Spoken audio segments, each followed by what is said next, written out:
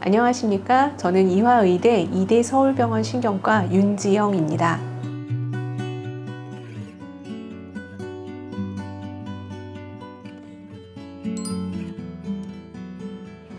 안타깝게도 원인을 잘 모릅니다. 지금 연구되는 걸로는 유전적인 요인, 환경적인 요인, 기타 생활습관이라든가 다양한 원인이 복합적으로 작용해서 나타나게 되는 병이 아닐까라고 생각을 합니다.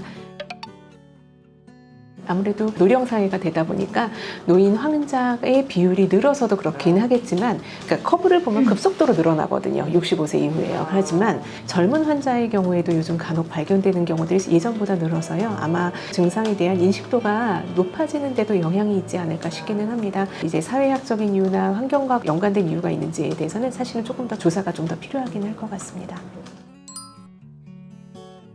혼동을 하기 쉬운 것 중 하나가 파킨슨 증상이 나타난다고 해서 다 파킨슨병은 아닙니다. 약에 대해서 그래도 반응을 아주 잘하는 파킨슨병이라는 카테고리가 그 중에 하나가 있고, 그 파킨슨 증상이라고 하는 원인을 일으킬 만한 특정한 요인이 있는 분들이 있으세요. 예를 들어 약물 유발성 파킨슨증이 대표적이고요. 그런 경우에 2차성 파킨슨증이라고 하는 카테고리가 또 하나가 있습니다. 그 외에 파킨슨병하고는 좀 다른 퇴행성 뇌질환인데 얘가 파킨슨 증상을 껴서 나타나는 경우가 있습니다. 그런 경우를 저희가 비전염적 파킨슨병 또는 파킨슨 플러스라고 이야기하기도 합니다. 대표적인 경우가 다계통 위축증이라고 하는 MSA라고 하는 병이 있고, 그리고 진행성 상행마비라고 하는 PSP라는 약자의 병이 있고요. 디멘시아 위드 루이바디라고 하는 루이체 치매라고 하는 병이 있습니다. 근데 그런 비전형적인 파킨슨병이 우리가 아는 파킨슨병하고 구별이 잘 안 됩니다. 환자의 경과를 보통은 2-3년, 3-4년 정도 지켜봐야 되는 과정이 필요할 수 있습니다.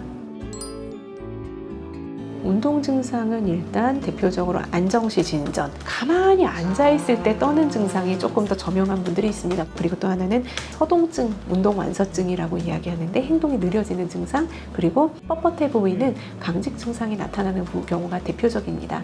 그 외에도 자세 유지를 하는데 조금 불편한 증상을 느낀다거나 동결 증상, 굉장히 움직임이 느렸다가 어느 순간부터 갑자기 가속도가 붙어서 넘어지시거나 말을 하는 속도가 좀 달라지시는 경우들도 있습니다. 그리고 또 하나는 뭔가 비운동 증상이라고 하는 이 병이 아니고는 설명할 수 없는 움직이는 거랑 관계없는 증상을 갖고 있는 분들이 있습니다. 대표적으로 우울증, 수면장애, 특히 렘 수면장애라고 해서 굉장히 심하게 잠꼬대를 하는 분들도 있고요. 변비 있으신 분들, 후각이 떨어지시는 분들, 뭔가 배뇨장애가 있으신 분들, 여러 가지 다양한 비운동 증상이 나타나는 경우가 있는데, 운동장애 증상이 나타나는 것보다 훨씬 이전부터 나타난다고 보고돼 있어요. 다 나타나는 건 아닌데 상당수의 환자분들은 갖고 있고요.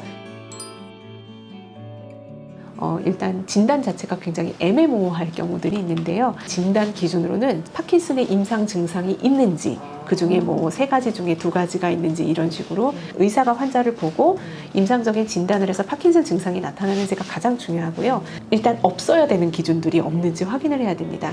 일반적으로 이 파킨슨병은 뇌 MRI는 정상입니다. 그럼에도 불구하고 확인하는 경우가 있는 건 비전형적인 파킨슨증일 때 뇌에서 특징적인 위축소견이 나타나는 경우들이 있고, 철분 침착과 같은 이상소견이 나타나는 경우들이 있어서 이 부분을 확인하고자 MRI를 찍습니다.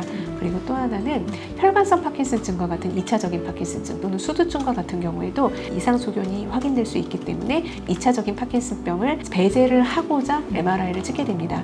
약물에 대한 반응이 애매모호하거나 조금 더 뚜렷한 진단을 요할 때는 FP-CIT-PET이라고 하는 검사를 사용할 수도 있습니다. 약제에 대해서 드라마틱하게 반응이 있는지가 파킨슨병을 진단하는 데 있어서 굉장히 중요한 소견입니다. 얘는 도파민을 만들어내는 세포가 일을 제대로 하는지 보는 펫인데, 여기서부터 여기까지 정상적으로 빨갛게 보이는 기저액의 소견이 나타나야 됩니다. 하지만 양쪽 꼬리 끝에서 떨어져 있는 소견이 발견되어 있고, 실제로도 안정시 진전과 소동증을 주 증상으로 내원했던 환자입니다. 그 허니문기라고 해서 약에 대한 반응도 좋고 환자가 일상생활을 하는 데 있어서 굉장히 큰 문제 없이 지낼 수 있는 기간이 있어요. 근데 이게 시간이 지나면 도파민 세포가 퇴화되는 정도가 늘어나면서 이 약의 기전상 이제 반응이 춤을 추는 경우들이 생겨요. 그래서 요동 증상이 생기는 경우들이 있고요. 이 요동 현상이 너무 심할 때는 수술적인 치료로 넘어가는 경우들도 있긴 합니다. 근데 그 경우는 모든 사람한테 하는 건 아니고요. 메인은 아닙니다. 레보도파는 일단 이게 도파민의 재료가 되는 성분입니다. 도파민은 그 뇌혈관 장벽이라고 하는 BBB라고 하는 것을 통과할 수가 없어요. 분자량이 커서요. 그래서 레보도파라는 전구체가 되는 그 성분은 BBB를 통과할 수 있거든요. 통과를 해 들어가서 거기서 도파민이라고 하는 물질로 바뀌어서 그 소포라고 하는 곳에 저장이 돼 있다가 작동을 하게 하는 약이 레보도파라는 약입니다. 일단 파킨슨병의 치료에 대해서 지금 현재 가장 근간을 이루고 있는 약이고요. 그런데 이게 이제 소포가 만들어졌다가 풀리니까 기복이 심할 수가 있지 않겠습니까? 그래서 절전, 시냅스 후에 바로 작동할 수 있는 도파민 효연제라고 하는 약이 있습니다. 작용 시간도 레보도파에 비해서 길고 운동 요동 증상을 일으키는 정도도 적어서 굉장히 좋은 선택의 옵션이기는 한데 강도 측면에서는 레보도파보다 훨씬 떨어지기는 합니다. 그 부작용을 감안을 하면서 약제를 써야 되는 경우고요. 대표적으로 변비도 부작용으로 인해서도 나타날 수 있습니다. 기립성 저혈압도 마찬가지고요. 도파민 효연제는 이게 갑자기 잠에 빠진다거나 자율신경계 증상이 나타날 수 있다는 점, 그리고 문제는 이제 충동 조절 장애 같은 증상이 나타나는 경우들이 있어서요. 그래서 쓸 때 의사가 환자한테 반드시 좀 잘 설명해야 되는 부분이고요. 환자의 보호자들도 숙지를 하고 계셔야 됩니다. 일단 저나 제 주변에서는 이거를 처방을 하시는 경우들은 없었고요. 왜냐하면 충동조절 장애가 나타날 수 있는 경우라서 일단 저희도 주의가 요하고 좀 더 데이터가 필요한 부분이라고 생각합니다. 이 병 자체로 돌아가신다기보다는 흡인성 폐렴, 그러니까 삼키는 것도 운동 기능 중 하나일 수 있으니까요. 이제 음식물이 기도로 넘어가서 생기는 흡인성 폐렴이나 중심 잡는 데 장애가 생겨서 낙상으로 인해서 뇌출혈로 인한 문제로 사망을 하시는 경우들이 있을 수 있습니다. 그 외에 요로 감염도 사망 원인 중 하나일 수가 있고요. 왜냐하면 폐혈증까지 진행이 되는 경우들도 있으니까요. 병 자체 때문에 돌아가시는 경우는 거의 없다라고 생각하셔도 될 것 같습니다. 치매도 비운동 증상 중 하나입니다. 통상적으로 한 3배 정도 위험성이 높다라고 알려져 있습니다. 그렇다고 모든 사람이 다 나타나는 건 아니고요. 8년, 10년 정도 한참 지나서 인지기능 장애가 나타난다고 알려져 있습니다. 근데 파킨슨병의 인지기능 장애는 기억력 장애도 있지만 환시나 아니면 시각적인 문제를 또 인지적으로 호소를 하는 경우들도 계세요. 그런 경우에는 약을 쓰면 생활에 크게 지장이 안 될 정도로 조절이 되는 분들도 많고요. 알츠하이머 병에 비해서는 이 반응이 그래도 조금 더 나은 편이기는 합니다. 병의 진행을 막거나 예방하는 데 있어서는 아직은 조금 더 근거가 필요할 것 같긴 합니다.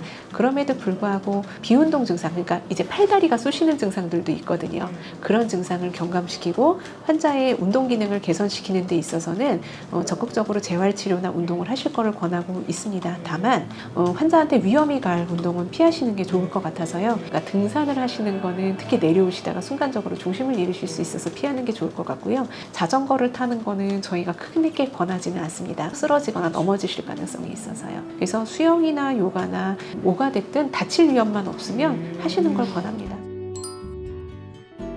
안타깝게도 예방하는 방법은 아직은 따로는 없습니다. 그런데 파킨슨 증상을 유발할 수 있는 약제들이 꽤 여러 가지가 있습니다. 소화제 중에 레보설피라이드나 메토클로프라마이드를 복용하시는 경우들이 많거든요. 해당 약제가 2차성 파킨슨증, 약물 유발성 파킨슨증을 유발하는 경우가 굉장히 많습니다. 근데 그 경우에는 그 약제를 끊으면 증상이 좋아지긴 합니다.